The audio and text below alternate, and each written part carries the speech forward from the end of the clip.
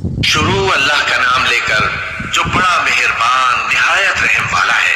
और जो लोग हमसे मिलने की उम्मीद नहीं रखते, कहते हैं कि हम पर फरिश्ते क्यों न नाजिल किए गए या हम आंख से अपने परवरदिगार को देख लें, ये अपने ख्याल में बड़ाई रखते हैं और इसी बिना पर बड़े सरकश हो रहे हैं। जिस दिन ये फरिश्तों को देखेंगे उस दिन गुनाहगारों के लिए कोई खुशी की बात नहीं होगी और कहेंगे कहीं कोई रुकावट खड़ी कर दी जाए। और जो इन्होंने अमल किए होंगे हम उनकी तरफ मुतवज्जे होंगे तो उनको बिखरा हुआ गुबार कर देंगे। उस दिन अहले जन्नत का ठिकाना भी बेहतर होगा और उनके आराम की जगह भी खूब होगी।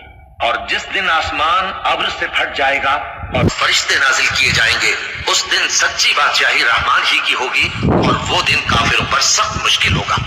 और जिस दिन जालिम अपने हाथ काट काट खाएगा और कहेगा कि ऐ काश मैंने पैगंबर के साथ रास्ता इख्तियार किया होता, हाय शामत, काश मैंने फुला शख्स को दोस्त न बनाया होता, उसने मुझको किताब नसीहत के मेरे पास आने के बाद बहका दिया। और शैतान इंसान को वक्त पर दगा देने वाला है और पैगंबर कहेंगे कि ऐ परवरदिगार, मेरी कौम ने इस कुरान को छोड़ रखा था और इसी तरह हमने गुनाहगारों में से हर पैगंबर का दुश्मन बना दिया और तुम्हारा परवरदिगार हिदायत देने और मदद करने को काफी है। और काफिर कहते हैं कि इस पर कुरान एक ही दफा क्यों नहीं उतारा गया।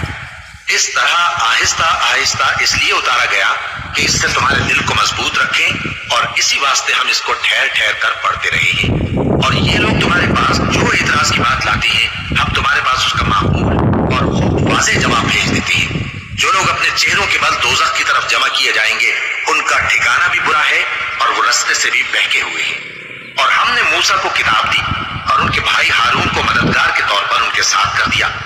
फिर हमने कहा कि दोनों उन लोगों के पास जाओ जिन्होंने हमारी आयतों की तकज़ीब की। आखिर हमने उनको पूरी तरह हलाक कर दिया। और नूह की कौम ने भी जब पैगंबरों को झुटलाया तो हमने उन्हें गर्क कर दिया और उनको लोगों के लिए निशानी बना दिया।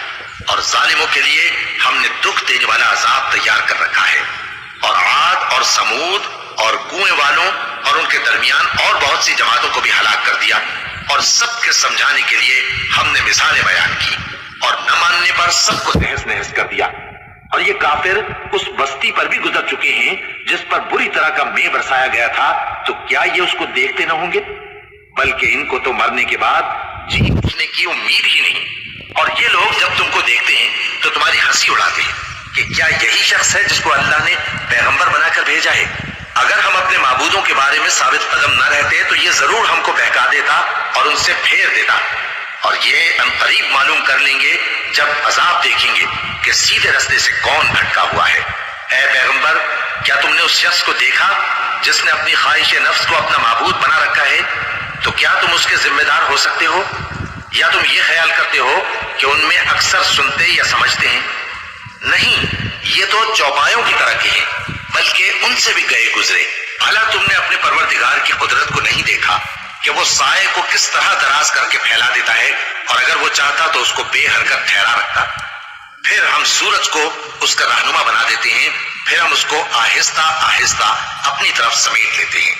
और वही तो है जिसने रात को तुम्हारे लिए पर्दा और नींद को आराम बनाया और दिन को उठ खड़े होने का वक्त ठहराया।